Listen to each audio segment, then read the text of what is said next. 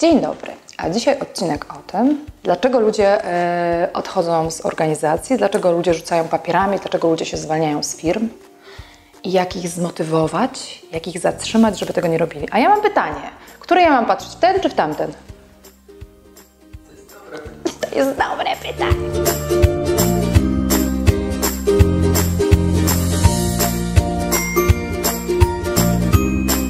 No to dzień dobry jeszcze raz. Jedziemy.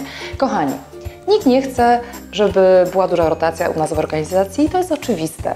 I powiem Wam, że często Was zachęcam do tego, żebyście podczas swojego życia, funkcjonowania, prowadzenia biznesu inspirowali się tym, co się dzieje dookoła, patrzyli na tych, co robią to lepiej i czerpali z takich normalnych, codziennych sytuacji wiedzę i trochę takiego doświadczenia od innych. I ja tak działam i powiem Wam szczerze, że dużo się przez to uczę, słuchając ludzi, mądrych ludzi i obserwując sytuacje, które mi się zdarzają.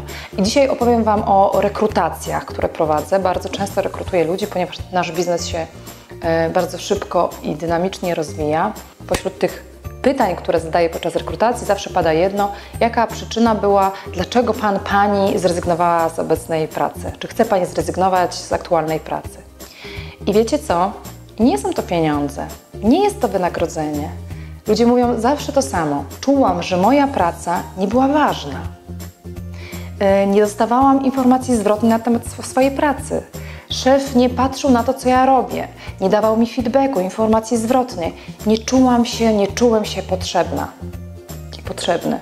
Zobaczcie, ludzie mają potrzebę bycia potrzebni, bycia zespołem, wpływania na organizację. I pomyślałam sobie, że to jest bardzo ważny czynnik, który wpływa na motywację ludzi, na chęć zostania z nami, na pracę z nami.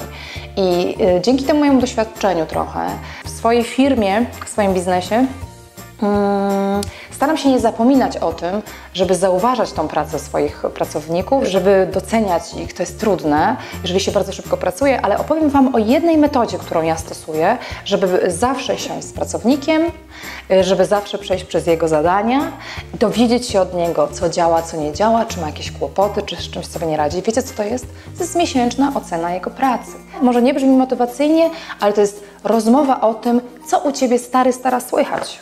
Ja mam swój taki prosty myk. Wypisujemy wszystkie zadania, wszystkie cele takie krótkoterminowe, bo miesięczne danego pracownika. Mam to spięte potem oczywiście w system motywacyjny, ale to nie o tym chciałam mówić. Chciałam powiedzieć o tym, że mnie ten schemat pracy z moimi ludźmi zmusza niestety i stety, ja się cieszę, do tego, żeby zawsze znaleźć parę godzin, usiąść z nimi, przejść przez to, co zrobił, czy co zrobiła podczas miesiąca pracy. I wiecie, co to pokazuje?